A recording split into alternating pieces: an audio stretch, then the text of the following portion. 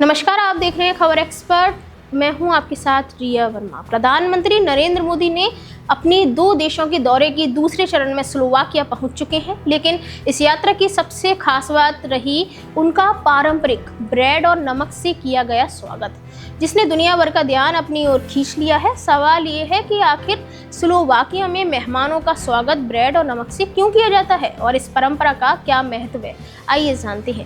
दरअसल राजधानी ब्रातिस्लावा पहुंचने पर प्रधानमंत्री मोदी का स्वागत स्लोवाकिया के विदेश और यूरोपीय मामलों के मंत्री जोराज मिलाना ने किया।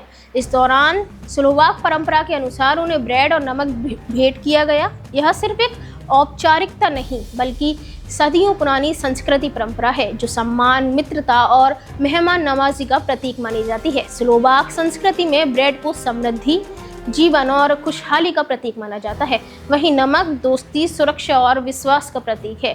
जब किसी सम्मानित अतिथि को ब्रेड और नमक भेंट किया जाता है तो इसका अर्थ होता है कि उसे परिवार और समाज का विशेष सम्मान दिया जा रहा है।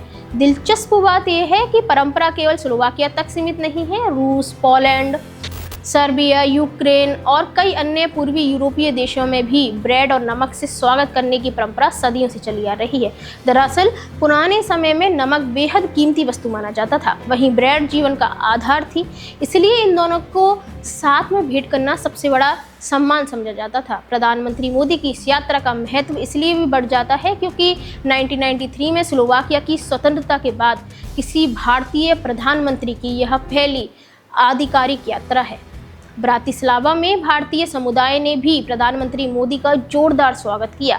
मोदी मोदी और भारत माता की जय के नारों से पूरा माहौल गूंज उठा। यात्रा के दौरान प्रधानमंत्री मोदी स्लोवाकिया के प्रधानमंत्री रॉबर्ट फीको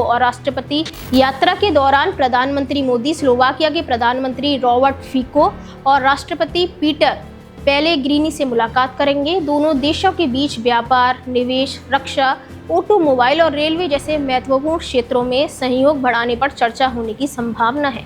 इस बीच स्लोवाकिया के प्रसिद्ध सांस्कृतिक समूह ने प्रधानमंत्री मोदी के सम्मान में वंदे मातरम की प्रस्तुति दी। भारतीय संस्कृति और स्लोवाक लोक परंपरा का यह संगम वहां मौजूद लोगों के लिए बेहद खास पल बन गया।